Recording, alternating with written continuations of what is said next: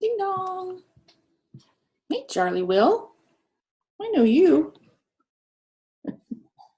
I still see my guinea pig cages.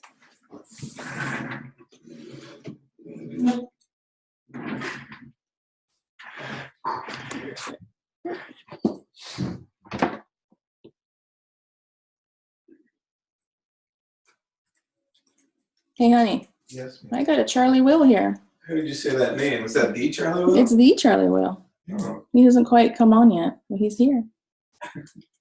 Hi, Laura. Hi, Debbie. Hello. Good morning. How are you guys? Good. How are you? Good. Hanging in there. Hanging in. Debbie and I had an awesome interview yesterday. Laura is a great interviewer. Oh my gosh, so much fun. Thank That's you. awesome. Thank you. It was a lot of fun. I like your business is so interesting. I was telling my dad all about you, Debbie, and he was like, "Oh," and you know, I don't know, he might be interested in doing a book too. So Ooh, I'll so talk to fun. he's got his would be very technical because he's from the how do I say it? He's got a medical background, so it's all about aortic pumps and stents and things like that. And so, but he's also like a business developer type guy too. So I don't know. I'm going to talk to him this weekend. Yeah. That's wonderful. That's awesome. Got me thinking. Good. You have a book in you for sure. Thank you. At least one. At least one. Hi, Elizabeth. Hello, good morning. Good morning. How are you? Doing well, how are you? Good. Good to see you. We lost Charlie. Charlie's my brother-in-law, by the way. He was just here, now he left. I think we scared him off. No, I'm just kidding. It's like, wait, I'm the only guy? No! I'm just kidding. Usually guys are like, I'm the only guy. Yay! I'm sure he'll be back. He probably was having a technical snafu. I have the window open a bit. Do you hear the traffic in the background, or is it okay? I don't hear anything. Do you guys hear anything? No, I don't hear anything. And I had to close my window because they decided to come cut the grass this morning. Oh, of course. We have to be on. Yeah. I was doing a pod call with Fabienne's students, and the leaf blower was going around my porch. And it was like a moment where I really needed to speak. And I'm like, hold on, wait. Okay, now we can go. But joys of working from home. It's got its pluses and its minuses. Exactly. Oh, good. We're so glad that you're here, Elizabeth. Laura's here. Debbie and Elizabeth, did you meet each other through Bullheart? Did you guys? I feel like I know your name, but I don't know that we've ever actually met. Same here. I recognize the name for sure. I'm like, Nice what to meet is? you. And Laura is. Laura, are you incognito today? I'll be in there in a little bit, in a couple of minutes. Okay. Laura's the founder of Keep It Local, Elizabeth. So this whole networking group is her brainchild. And I'm very lucky that she comes to my meetings, because I bet she doesn't go to everybody's meeting. It's hard. But this one's easy because you don't have to leave the house. This is right. And it's not at the same, a lot of meetings go at the same time. Yeah. Excuse me. So it's hard to be in one place or a couple places at one time. So. Well, right. You can't, clone yourself too much. No. So I have Sheila goes to a lot of meetings for me. So. Oh, that's nice. Cool. It's good to meet you, Elizabeth. There we go. We got more people coming in. So, well, that looks like my brother-in-law. Charlie! Hey. How are you? Good. I used my other Mac that didn't have video, so I switched to my MacBook Pro. I was like, what happened to you? We thought maybe we scared you off. No. I went to the gym early today, so I just threw on a hat. We thought girls were the only ones with these problems, but no. Good thing smell doesn't come through. That's the advantage of virtual networking. We don't smell you at all. Hi, Mary Beth. Hey, hi, good morning. Good morning, good morning. It's so good to see everybody this morning. So we'll go ahead and get started, because I know Elizabeth has to get to work. That's okay. She works during the day, does her business in the evening, which I think a lot of us do. I know Charlie does that as well, or he does mostly his in the morning. In the morning, yes. Yeah. So it's so good to see everybody this morning, and welcome to Virtual Networkers. This is our virtual networking group where we network on webcams and through Zoom. And as someone eloquently pointed out in the Keep It Local Facebook group or page, you don't have to pay for lunch or breakfast. You save money. I'm like, that's a good point, because those rack up, right? $10 each week. So, Well, and the other thing too, Jill, is you've got the travel time. that's right. You save time. You save time and money. You just have to get to your seat, and you can wear pajama bottoms. None of us would know or even probably care. So a lot of advantages. So we're glad you're here. The agenda for today, we're going to go around the room and introduce ourselves with our elevator speeches. I remind everybody to go to the chat box and put your first and last name and your email address in there. Hi, Kristen. So good to see you, sweetie. We have international representation today. Kristen's in the house. Yay! Welcome, Kristen. I was just saying, we're gonna, if you could open the chat box and put your first and last name and your email address in there for me. This is how we take attendance in Virtual Networkers. And then what will happen is at the end of later today, I will email you a recording of this presentation and also a copy of the chat box. So if there's somebody you wanted to connect with or anything like that, you will have that record so you can get their email address or their web address. So I'm glad to see a nice full house today. And let's go around the room and do our elevator speeches, 30 seconds. I'm not going to time you, but I trust that you can figure out how long you need to talk. What I do is I call on you because it's easier, because it's not like a table where we get it, know who's next. So I go by whoever's from my screen from left to right. So that means, Elizabeth, you get to go first. Excellent, thank you. And I'm happy to be here. My name is Elizabeth Solomon, just recently married, so my name is changing. I'm the founder of Heart and Soul Living, and what I do is help women get clear on what matters most to them, not society necessarily. Sometimes society can be quite noisy and drown out our own voices.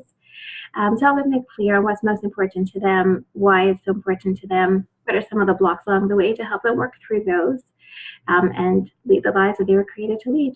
Yes, and I said Kristen was our international representation, but I forgot that Elizabeth's in Canada. So actually, multiple, and Kristen's sporting your shirt today. Thank you for being here. And Elizabeth is our speaker. Oh, what was that, Kristen? I just returned back from Canada Wednesday afternoon. Yes. I think she loved it because she's wearing her shirt. Elizabeth will be our guest speaker today, so she's going to talk a little bit more in a few minutes. So let's go, keep going. Debbie Keevan. Oh, hello. Good morning, everyone. My name is Debbie Keevan, and I am a writer, editor, and storyteller. I really help visionary entrepreneurs own their own voices and tell their stories in a way that magnetically attracts their ideal clients. And can you tell us where you live? Oh, I live in Maryland, halfway between Baltimore and DC. Yeah, thank you. Only because we're virtual, I like to throw that in just so we can, we all assume we don't live near each other. We are widely flung today. Jen Klein-Clark, it's lovely to see you this morning. Hello, I apologize for coming in a little late. You're fine. Good to see you all. So I live in Bucks County, which is just north of Philadelphia in Pennsylvania. And I have the business that I've been running is Bucks County Coffee News. So it's a one-page newspaper that people pick up for free in Bucks County, and then it has local advertising. So basically, I'm in advertising. And then I'm creating a new business to create a platform for entrepreneurs to come together and be supported in a online community. Yay! And that's called 99frogs.com. And the 30-day challenge should be coming out in June. Yay. I'm so excited. Congratulations on the new venture. Thank you, thank you. Yay. Kristen B. Yes, elevator speech, baby. I didn't really practice my new elevator That's okay. speech. I just noticed that, I can do it. I can do it today. I can manage to be here. So yes, I'm Kristen, in the suburb to Copenhagen, Denmark. I am a Reiki master teacher and past life therapist, and I also work and teach chakras, chakra balancing, and how to work with your own chakras. And my main goal whenever I have clients is to help them be more happy, have more happiness and then a joyful life. So that's like my main goal all the time. Yeah. That was the short version, huh? Yeah, and that was good. You did a really good job. And you threw in where you live too. Thank you. Let's see. Charlie Will. Hey, Jill. So my name's Charlie Will, and I'm actually Jill's brother-in-law. I'm married to her wonderful sister, and I live about a mile from her, so I'm pretty close down here in Newport Richey, Florida. So what I do is I teach rowing, both indoor and on-water rowing. I'm a coach at the University of South Florida, the local university, and at a local master's rowing program, so adults. And discovered a lot of adults coming in who had injuries, bad knees, and that type of thing. So my business is to get out, go to various gyms that have rowing machines, lead classes to teach people how to properly use the machine, get the most out of the workouts that they can, and hopefully get some older athletes like myself with knee replacements, back in the athletic game. So my personal mission statement is to make the sport of rowing as pervasive as biking and running is. Oh, very cool, Charlie. See, that's the first time I heard that. Good job, man. Yeah. Oh, thank you. Seal approval from your sister-in-law. All right. Woo-hoo. I live for that. It's tough being married in this family because all of them are like overachievers. All our women have to approve. Laura Shipman. Hey, everybody. My name's Laura Shipman, and I live down the street from Charlie and Jill in Odessa, Florida. And I am the founder of Keep It Local, but also a social media manager and podcaster as well. Yay! We're glad you're here. Good to be here. Yeah. And I know she's excited because there's a lot of people at this meeting today. Mary Beth Decker. Hey, good morning. Mary Beth Decker with sacredgrove.com. I'm an intuitive animal healer. I found out I have the ability to tune into your animals and help you have a two-way conversation with them. Talk to them about behavioral issues, what looks like emotional issues, and even physical stuff. And been doing a lot of end-of-life transitions, helping animals and the people that love them through the transition. So that's what I do. And I'm in Alexandria, Virginia, which is south of DC. Yay! We got the Eastern Seaboard represented. We got Canada. Well, and as soon as she's talked, Mocha came running over to my desk. Oh my goodness! Must be something there. That happens every time Mary Beth's here. All the time, Charlie. This happened last time. Mary Beth was here. Laura's dog went crazy. The time before that, our other speaker's cat just kept coming in the camera. It's hilarious. Hi, Mocha. I see. Do I have everybody but me? Did I skip anybody? Nope. So it's my turn. I'll go last. I'm Jill Celeste. I think everybody knows me, but I'm Jill Celeste from JillCeleste.com. I live in Newport Richey, Florida, which is just north of Tampa. Yes, 1 mile from Charlie. I could literally walk to his house. And I probably could walk to Laura's now, but I walk a little longer now. I'm a marketing coach. I teach entrepreneurs everything they need to know about marketing because I want them to become the director of marketing for their business. When you're the director of marketing for your business, you put your marketing tasks first, which helps you get more clients and earn more money. And I'm also the chapter president for this Virtual Networkers and also the area developer. There's another chapter of Virtual Networkers ran by Jennifer Flynn. So we're very excited to see so many faces today. And I'm so glad because Elizabeth is here for her guest speaking. And I have known Elizabeth for a couple of years. And she's a newlywed, so everybody say congratulations to Elizabeth. Thank you. And I'm just so, I just remember Elizabeth just from first time I met her, she is just a lovely soul. And she's the author. She's an author. She is a coach. She does all sorts of wonderful things. So Elizabeth, do you have PowerPoint, or are you going to do just speaking today? I'm just speaking today. Perfect. So let me ask you another question. Do you like people to ask questions, or do you prefer them to wait till you're done? Do you want them interrupting you, or do you want them to wait? You can interrupt me. Okay. Along the way.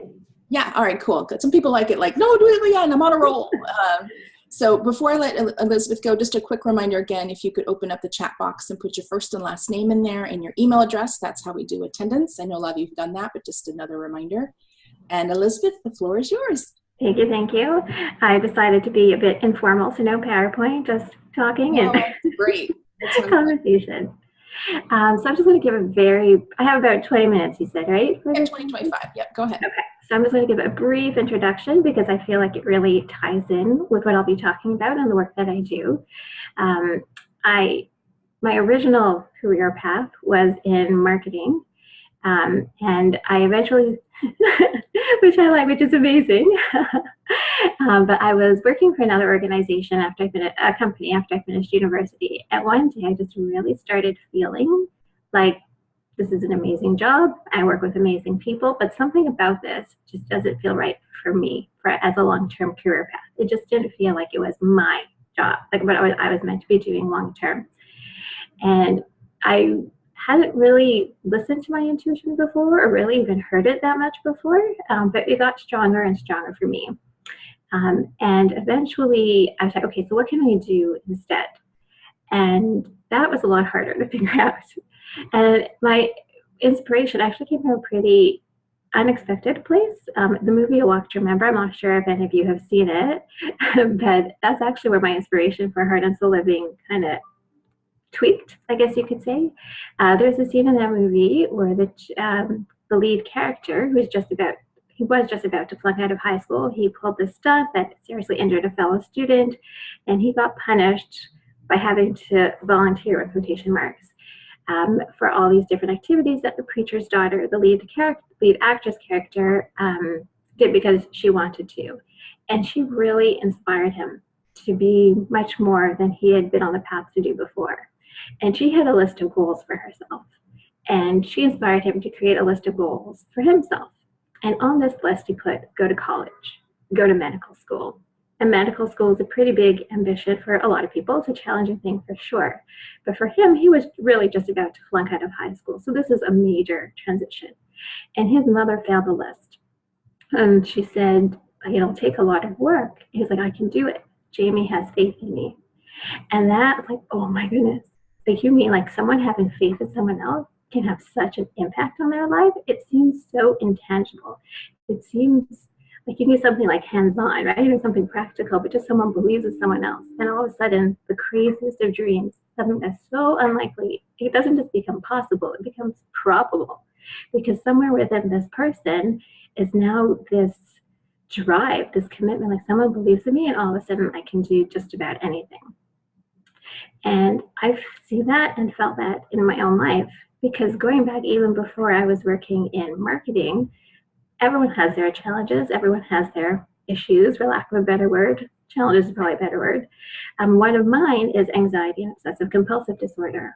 And it was something that I was so embarrassed about, so ashamed about for so long, that aside from my immediate family, it was something I didn't tell anyone for years and years and years. But not only that, like, I was so ashamed about it that I didn't even seek help for it. I figured this is just in my own mind. So in my own mind, I should be able to sort this out for myself. I should be able to resolve this on my own. And needless to say, that did not go very well. It ended up with a lot of tears behind closed doors. Because it's always amazed me, people tell me, oh, you're so calming. You're so calm. And I'm like, what are you talking about? Well, I'm grateful, like, because I'm grateful that that's how I come across, and I feel like deep down that is who I am. But at the same time, there is this mind racing, telling me that I wasn't good enough, telling me that I I was responsible for like my family's safety, that all these things that come with OCD and all these rituals that I would do because of the OCD that took more and more time and became more and more frustrating. And it got to the point I really was at my wit's end. It was so exhausting and so challenging. And like I said, so many tears that finally I went for help. But for me, even just like asking my doctor for a referral to a psychiatrist was this big, major step, because like I should be able to do this on my own. So not only is there something wrong with me with the OCD, but now there's something more wrong with me because I can't fix it myself. So it was a major step for me to take, to say like, you know what, I can't do this on my own, and that's okay. Like that's like, I'm not the only one. But what was the case was I felt like the only one. I felt like if other people found out about this, they would think less of me. And this went on for years and years and years, because I found a journal entry later on where someone I had been dating at the time, years and years ago, I was like, oh, he's only saying nice things about me and good things about me because he doesn't really know me.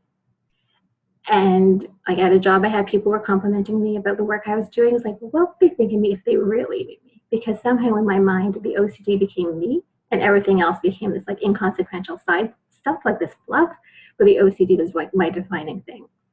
And I was like, and then some kind of shift happened. I'm sure many of you have probably heard of Brene Brown. I saw her video, her TED Talk about vulnerability, and she was talking about like putting yourself out there and taking that chance and like saying I love you first without knowing how the other person is going to respond. Waiting during those challenging moments, like you're not knowing what the response is going to be in any area of life.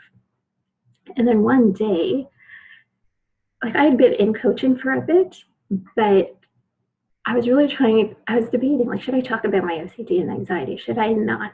Should I focus on that? Should I not?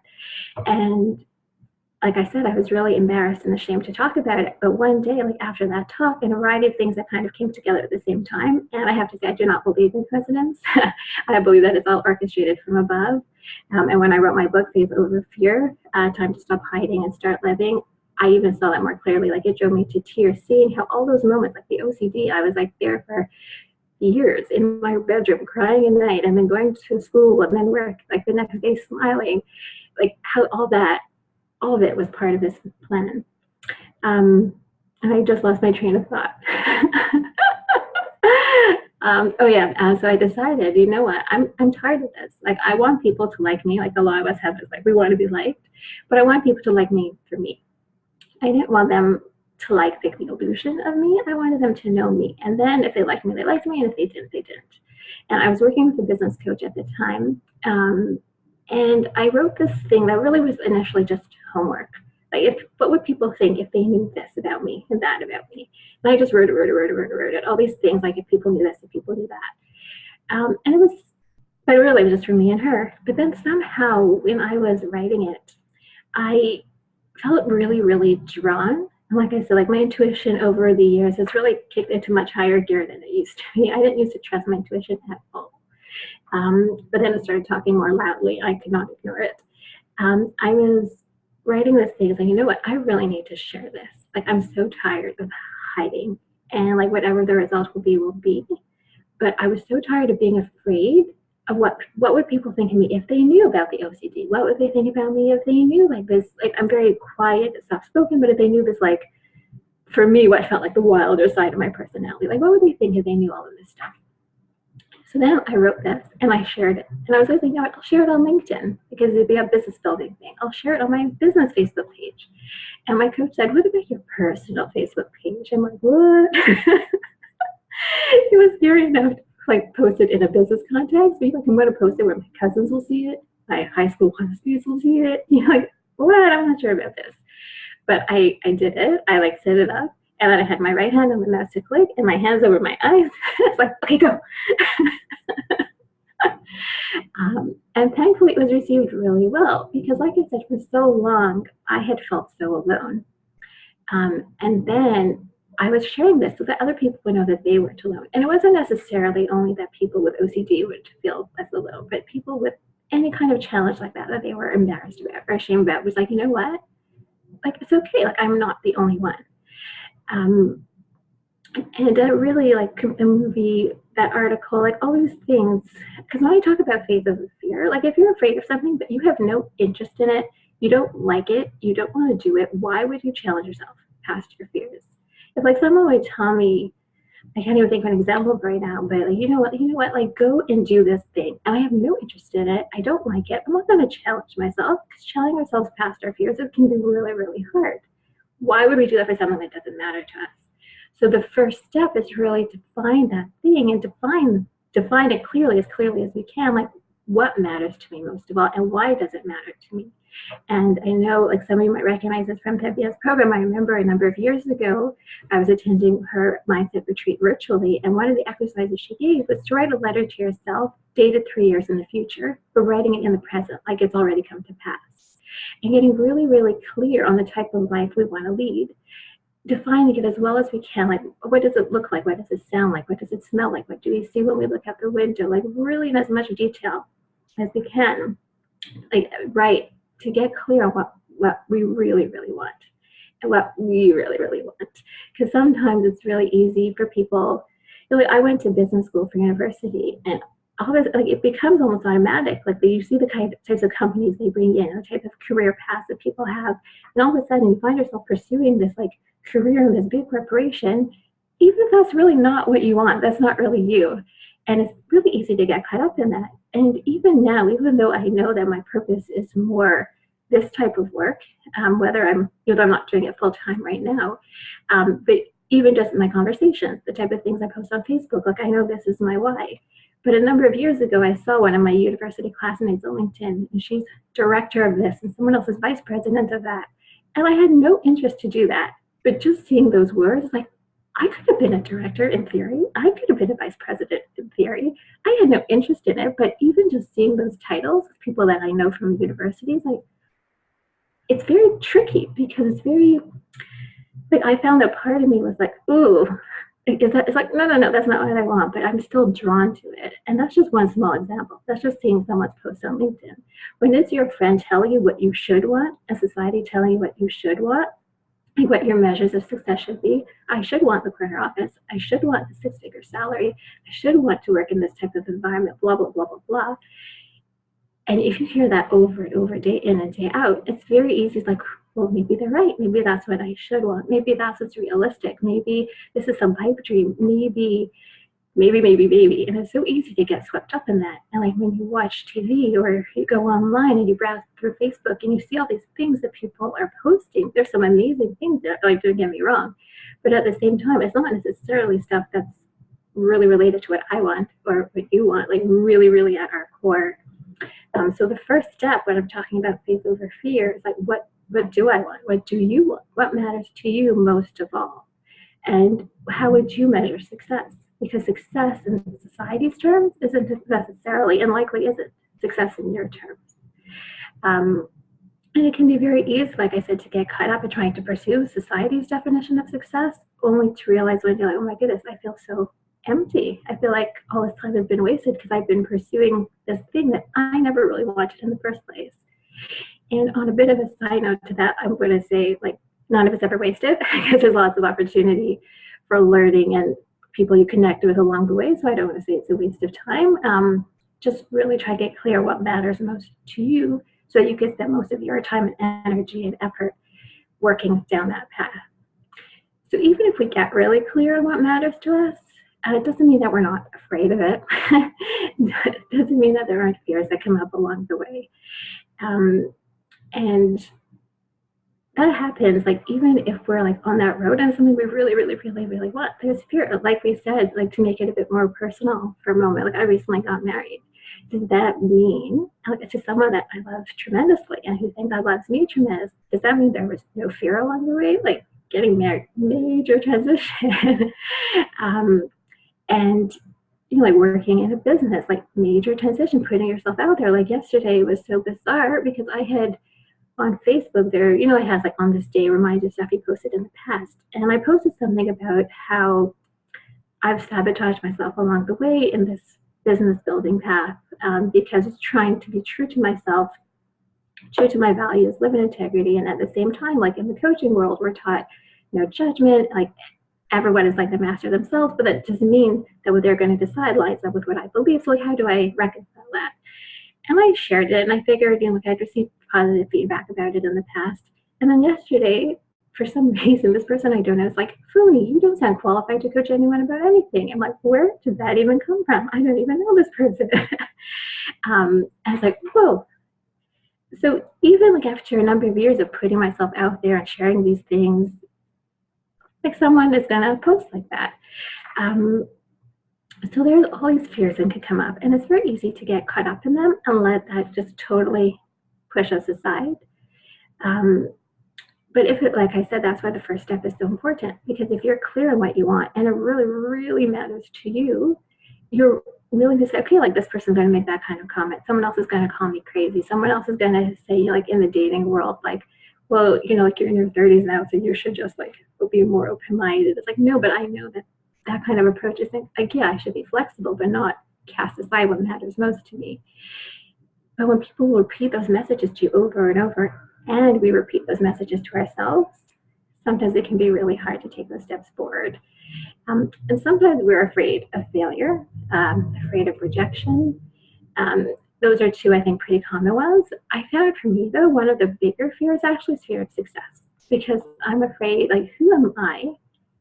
And this is where like faith and fear really kick into high gear for me, because I feel like such an imposter. Like, do I have all the answers?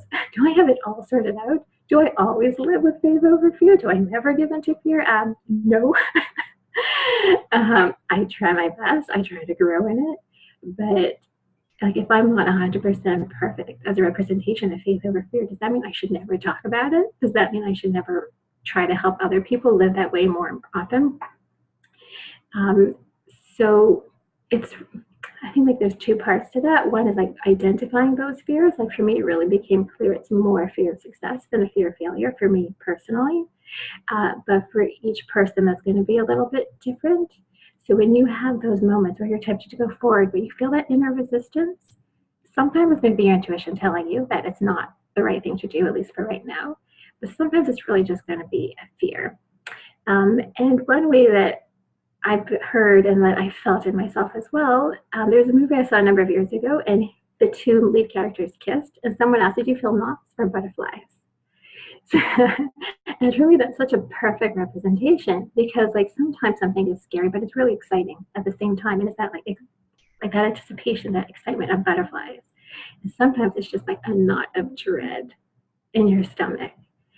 And sometimes all it takes is really just being quiet and listen to yourself for a few moments to get clear on what that is. Sometimes you'll need a little bit more than that.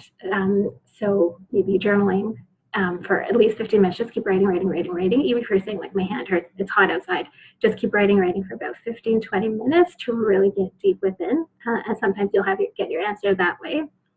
And also, I'd also highly recommend, if you have someone that you really respect and admire, running it by them, just discussing with them.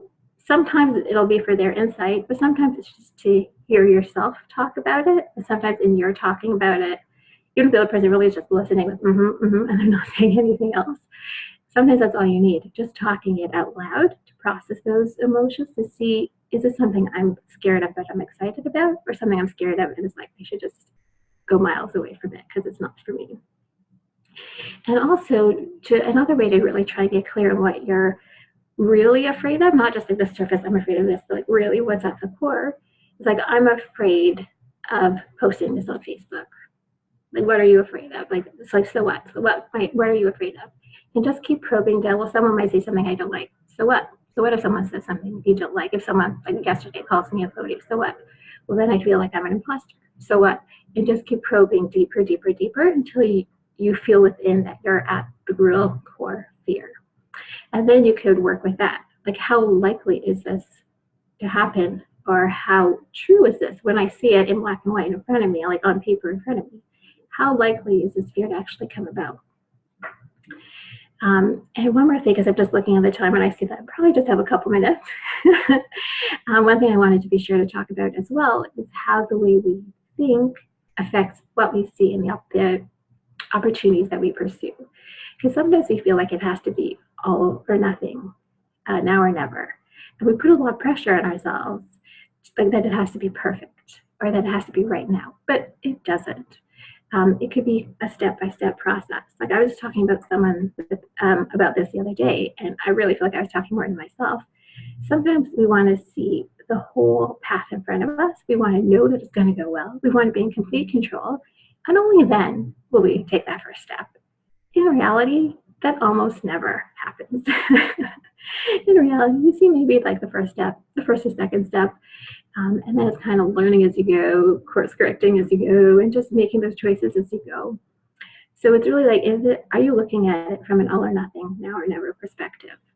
Are you looking at it from it has to be perfect to be worthwhile perspective? I know for me, there are many things, if I can do it at least in like 95% well, I want to know part of it, because like my perfectionism, like I had to be perfect. I had to make it look perfect. But if you're doing that, how will you ever try something new? Because whenever we try something new, it's likely we're going to do a little bit of stumbling along the way. So it's really getting clear on trying to let go of that a little bit. That doesn't have to be all or nothing. It doesn't have to be now or never. It can be baby steps. Baby steps count. Baby steps add up. Baby steps help take us in the right direction. And it's really, and sometimes, yeah, we can take amazing leaps, but sometimes it's really about those small baby steps that add up over time.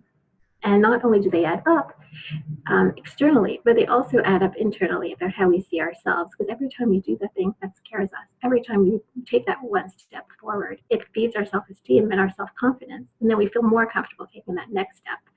Every time we take that step in faith, that like, you know what, I have no idea how this is going to turn out, but I'm just going to take that first step anyhow, and I'm going to have faith that it'll all work out for the best, even if I don't see it right now. And you take that step, it's like, oh, the sun shone, the sun is rising, like, okay, let's do this again and again, and step by step by step, and you're building your self-confidence, your self-esteem, you're building your faith, and you're moving in the direction of the why that we talked about earlier, what really matters most to you. And then there's also, even like, it seems small, but it's huge, the language we use, our body language, the words we use. Like if you ask someone, how are you? And they always say terrible. Like, how likely are they to view the world from a positive perspective? Like, well, it's just terrible. Like, it was pouring when I went to work, or I missed the train and I was late. Yeah, it's an inconvenience. Yeah, we don't want to miss the train and be late. Is it terrible? Especially if saying that kind of language to ourselves over time is going to eat away at the positivity, it's going to eat away at our optimism, at our faith to try and take those chances. If there's like a whole world to look at and we're focused on this little part that's negative, but we keep focusing on that little part that's negative, we're missing out all of this amazing possibility, all the amazing people we can meet, all the opportunities that are out there, because we're focused on this. It's really about where we pay our attention, the words we use, the body language. If we're always just like, oh my goodness, boring, as opposed to, oh, let me be curious about this. And once again, is this like an all or nothing 100% of the time thing? No. But like every time you notice some of that in yourself, just like, okay, wait a minute, like, is this the language I want to tell myself? Is this the message I want to feed and like build into my soul? Because that's really what we're doing. Like every time we use those words, we're building brick by brick inside. So what type of foundation do we want to build within ourselves? And there's probably so much more I could talk about, because I could talk about this topic for hours and hours, but I'll be mindful of the time, and I'll just wrap it up by saying all these things that I'm talking about, I think is probably clear from the examples I've given, but this isn't some theory I read in a book. Like there's some books I read and videos I watched, but it's definitely about how I've lived my life. And when I was in my late 30s, like people like what? When I was in my late 30s, and I was looking back like over the previous 20 years, and I wasn't married at the time. My career path was all twisty turny, not traditional, definitely not for the people I went to school with and got my MBA with for sure. I really felt like, oh my goodness, what have I done with the past 20 years? Like, am I any more ahead now than I was then? And I was really beating myself up because I was looking at it from an all or nothing perspective. Like I was looking at all the negatives, like all the things I didn't have that I wanted, the things in my life that I didn't want.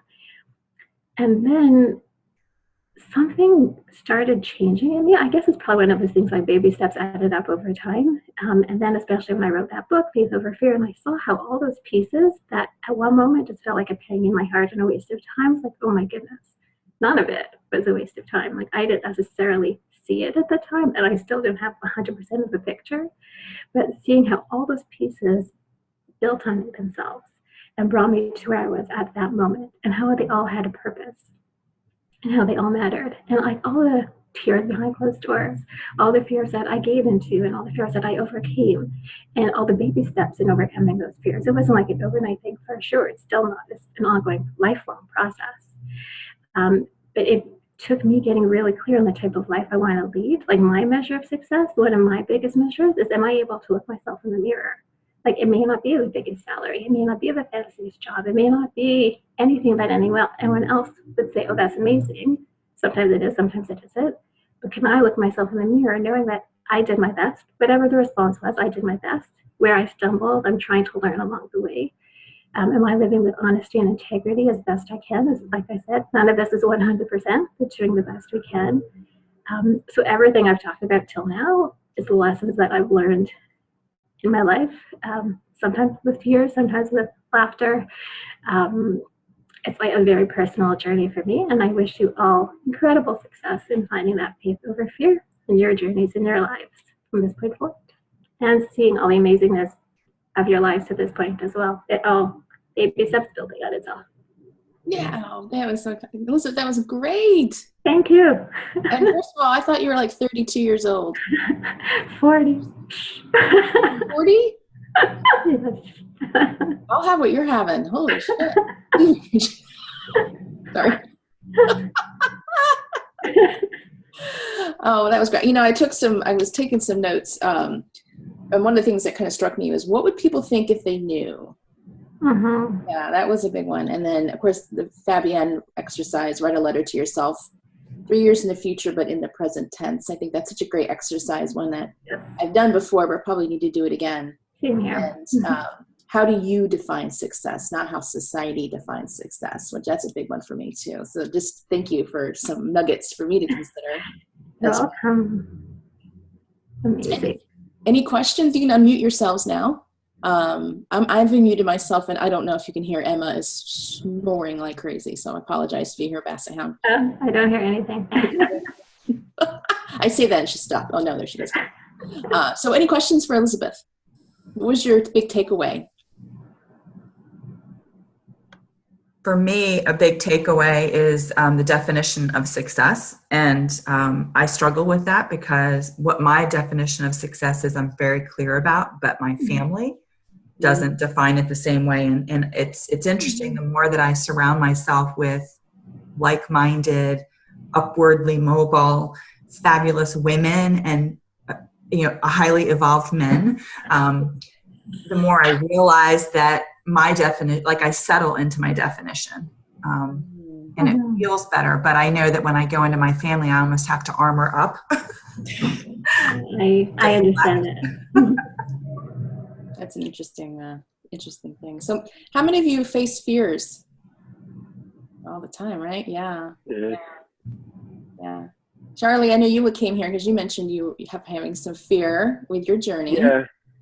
Yeah, exactly. And that's it. It's kind of being an athletic coach, I have like this coach's mentality, and I saw a lot of things come out in what you were saying, Elizabeth. Kind of brought out that coach's mentality.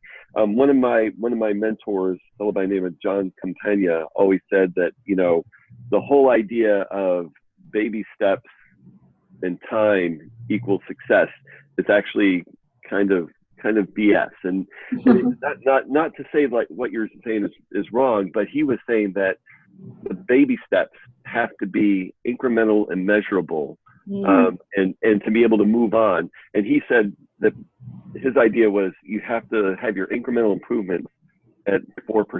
So if you're looking to improve your 2K row time, you should look at 4% improvements in that incremental improvements, and then move on from there. And if you do 4%, it's easy to get to Superman. If you're looking to go to Superman right off the bat, you're just setting yourself up for failure. You're going to get frustrated and quit.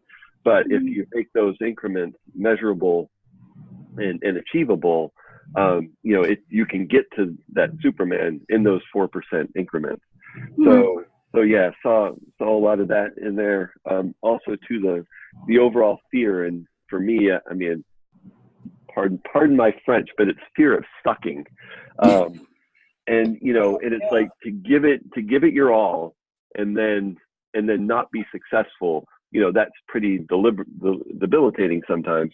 You know, and especially I have to convince athletes that you have to put in pain, you have to suffer pain to be successful, and there's still a threat that you may not be successful, and that's really hard to do. So, you know, that's kind of where I am, you know, metaphorically in doing this. Is like, yeah, I'm afraid of putting my all into this and then still failing. Mm-hmm. Yeah, what you just said reminded me, before I decided to even try my hands in my own business, I was talking with a coach, and she asked me 2 questions. She said, how would you feel? Imagine it's 20, 30 years from now, and you try. Like, who knows what the results will be, but you try, you say, okay, I'm going to move forward with this. How do you feel? And I felt so light and so amazing. And of course, I wanted success, like in whatever success means, but as long as I tried and put that step forward, like, I felt really light and amazing. And then she's like, imagine it's 20, 30 years from now and you don't try. Like, you decide not even to take that chance. How do you feel? And I felt so dark and so empty inside. It's like, okay, next, I didn't even want to sit in that place because it was such an empty feeling. And it became so clear to me from that moment. It's like, okay, you know what? I have to try my hand at this. I don't know what the results are going to be. And obviously in my mind right now, I have a preference of what those results will be, but I don't know what they're going to be. But I know that I have to try, because if not, it's going to be 20, 30 years from now. And I'm going to beat myself up saying, if only I should have, I could have, I would have. And for me, it became really, really clear in that moment. Yes. That is so true, right? The shoulda, coulda, wouldas. Mm-hmm. Exactly. Yes. You know, yeah, I love this. Thank you, Elizabeth. I'm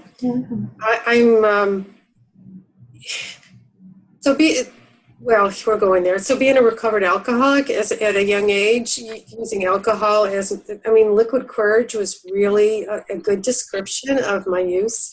So these days, I have to do it. I mean, I've been sober since my mid-20s, so it's been a while. Still, you know, doing it clean and sober, and not hiding.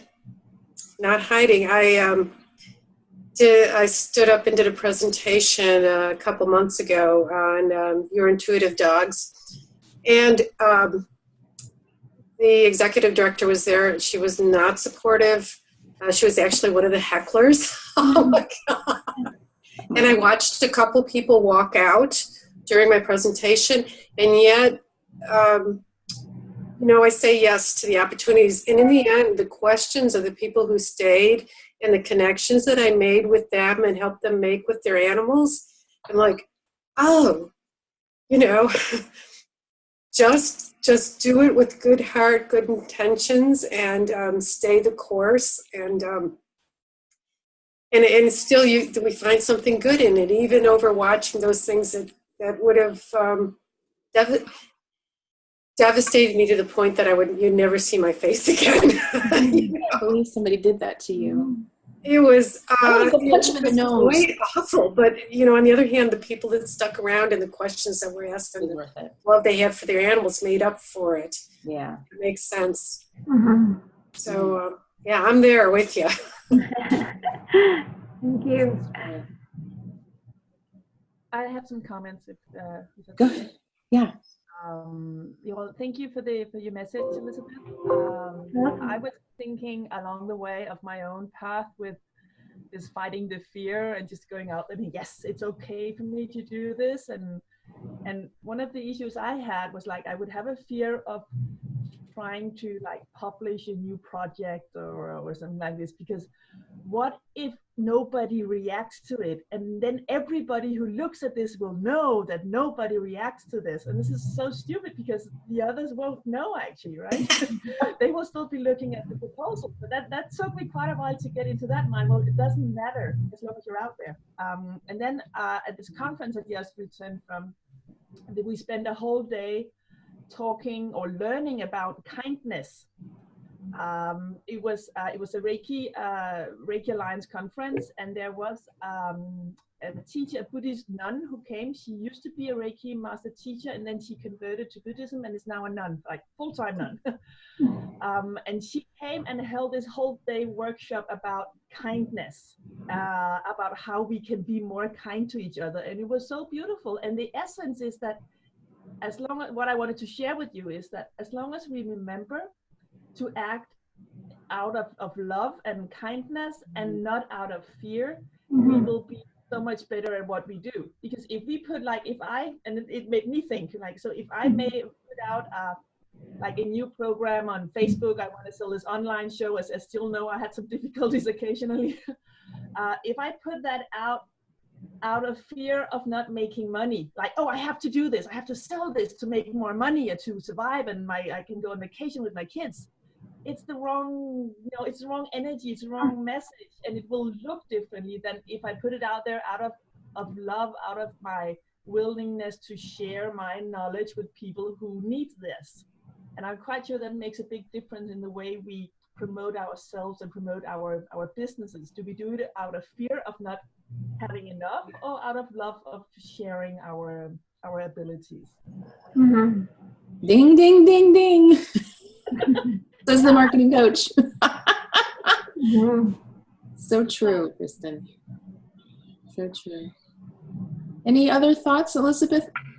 Any parting thoughts for us? Stay in faith. Well, I want to thank everyone for sharing your thoughts and your questions and your comments. I find when I talk about these types of topics, my eyes get all sparkly, and I could go on and on and on and on and on. So I'm happy that you were able to connect with the message and share as you have. Thank you so much for sharing with me. You're welcome. Elizabeth, do us a favor, and if you could in the chat box,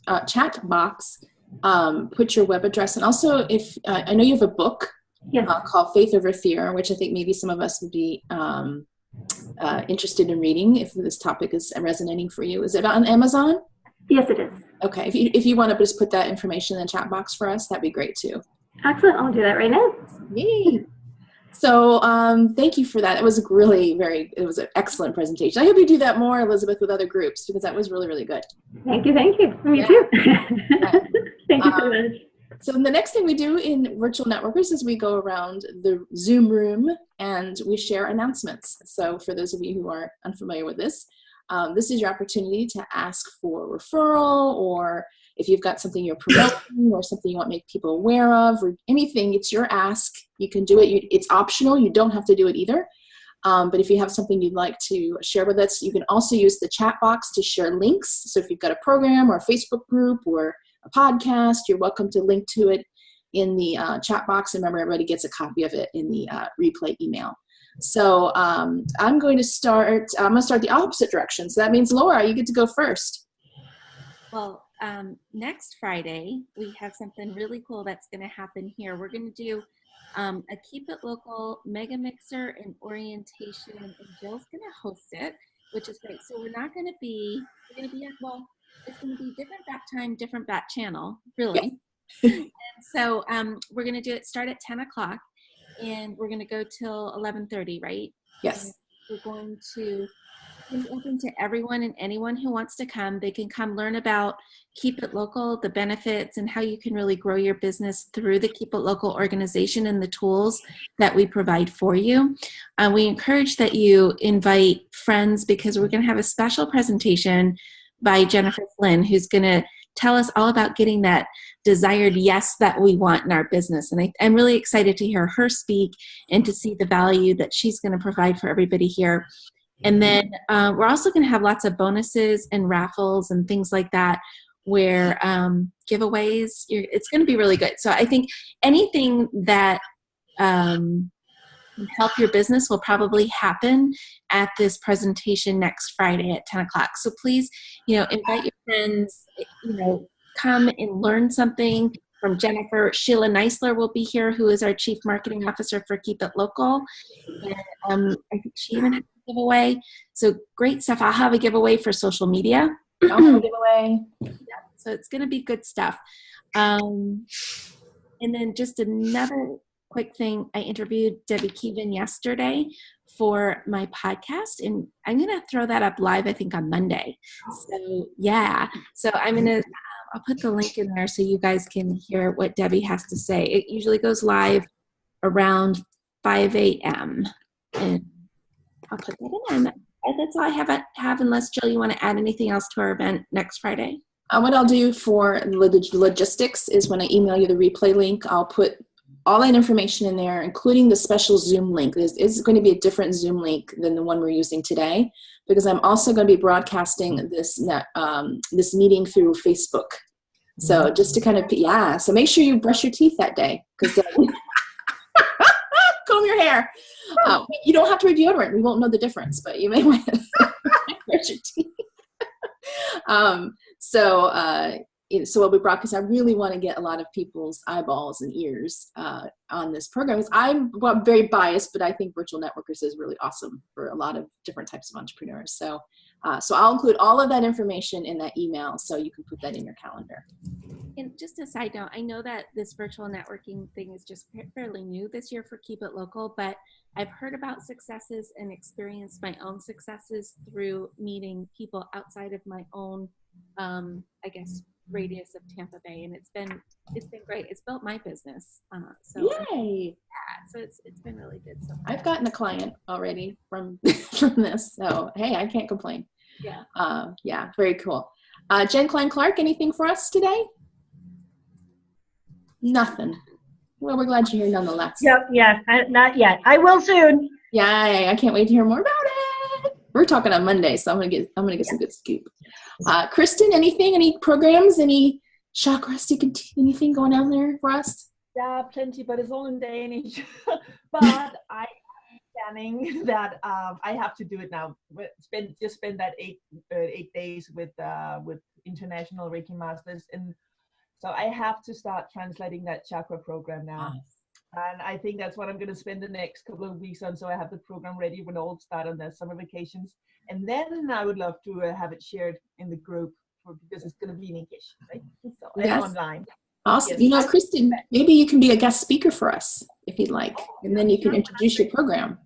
I would love that. Yeah. Okay, I'll be in touch with that when you're ready. And it can be whatever date you want. But that to help you with that launch, that might be something to help you. Yes, definitely. Thank you. Awesome. You're welcome. Mary Beth, anything you'd like to share? I think Mary Beth has a webinar. I do. I got a couple things. Oh, but first, Kristen, I wanted to say I had the greatest time. I gave a 2-hour presentation to women who are becoming Reiki masters, and it was a 9-month program, and so the instructor let me talk to them about communicating with their animals, and we had just a wonderful time. It was a great opportunity. So, who knows? Mary Beth does Reiki as well, right, Mary Beth? I do. I'm a Reiki master. Yeah. Okay. Yeah. Great. I have a couple of cats as well, and they just love the hands. They love that stuff. Yeah. But I have 2 things if I can. I've got on this Monday on the 14th, I have my Fur Buddy Healing Circle, which is I've had to limit it to 6 animals, not people, but 6 animals. Because one time we had somebody with 4 animals, and you get them up to 10. What I do is I do a little bit of connecting with them, and we do a lot of group healing after I do the connections and talk to the folks in each animal. So it's a really nice way to get together with other people and get some good work done. And yes, on the 21st, I have a webinar, If I Could Talk to My Animals. And thank you, Jill and Jen and Debbie, for getting the word out. I've already got a good number of people coming to it. Yay! Yes, I have a program. I have a virtual program to help people learn to communicate with their animals. And in this webinar, Monday evening, I'll be talking about why I think it's possible for us to do that. I love it. Mary Beth, feel free to put the links to your I'm slow, but let me start. No, you're fine. I'm excited for you. Congratulations on the enrollment success so far. Yay! Charlie, got anything for us? Yeah, I do. First, I want to say, Mary Beth, that white cat in the background just looks absolutely beautiful. I love that cat. So this weekend, I've been doing like a lot of vlogging. Actually, not posting it, but just getting content on. Like I've got my little vlog camera here and everything like that. So I'm gonna launch that out. Willpower Rowing on this weekend up on YouTube, and put some stuff out there. I know it's about rowing stuff. Some of it's kind of funny, like I've got like a couple of crew coach diaries that I call them, with the masters group, the older rowers, and some of those are kind of funny. See some nature, that type of thing. So I'm putting that out, launching that this weekend. And if you guys, I'll post it up on the Celestial One page. And if you guys just want to check it out, give feedback on, probably not so much the content, but the delivery of it, I would greatly appreciate it. Oh, you're welcome. You're welcome to put the link in our chat box too. And even though it's not for the weekend, we can wait till then if you want. It's up to you. Congratulations on that. Thank you. Yay. And by the way, you never know who we know. Like, for example, I just discovered this, Charlie. One of my former coworkers, her daughters row in high school. And I thought, I wonder if she knows that my brother-in-law is a rowing coach. That's Seth, like, you just don't know who you know, right? So anyway, Elizabeth, any announcements, sweetie? Nothing right now. I posted the link for the website and for the book as well. And I'd love to be in touch with all of you. So if you have any questions, or if there's someone who you know that might be interested in me speaking about this topic or anything like that, I'd love to hear about that as well. Awesome. Will do. Debbie? Okay, so thank you so much for today. Elizabeth, your message was just so timely, and I'm so to have received. There are no accidents. I believe that as well. So I actually have a program that I'm launching, a very small group program called the Crusader Visibility Circle. And basically I'm just inviting people who want to be more visible. And what does that mean? It means something different for each person. So meeting each person in the group where they are and helping them step into being more visible and attracting more clients and getting more money as a result, but really doing it in a way that honors each person. So I'll just put a link to that program in, and it's a 6-month program and we meet weekly. It's an awesome program. I got a chance to look at it, and Mary Beth is kind of part of it already. So yeah, it's really been super for me. So yeah, I mean, understatement of the world. But anyway, it's been You took the no. Even with the heckler. Even with the heckler. By the way, Mary Beth, what's your cat's name behind you? Which one is that? This is Mac. Mac. So what goes around comes around. So he and his sister Buddy came to me after my daughter graduated from VCU in Richmond and went to India. And I knew before my husband knew that those cats were permanent.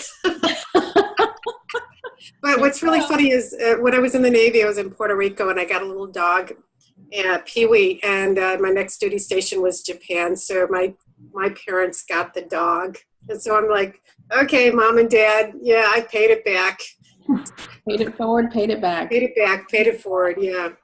Well, I love that he joined us today. It's an animal-friendly networking meeting as well. Bring your cats, dogs, guinea pigs, birds, etc. Just real quick for me, just to piggyback on what Laura said, we'll have that special event next week. I'd love to have you there. I'll put that information all over. If you follow me, you'll see it probably ad nauseum. But I'd just love to, and if you can invite others to join. If you liked this format, please tell others about it, because I think that's how we're going to, really get people to come and join us. So with that, it's 9:00 a.m. Eastern on the dot. How about that for awesome timing? It was so awesome to see everybody today, and I hopefully will see you next week at 10 a.m. Eastern. Of course, I'll see you on Facebook, I'm sure, before that. So happy Mother's Day to all the moms out there, and we'll see you soon. Mwah. Bye. And Laura, don't you go anywhere. Laura and I got to talk. Okay. So I'm not going to end the meeting. You guys can just whoop off, and then I'm going to stop the recording now. Okay.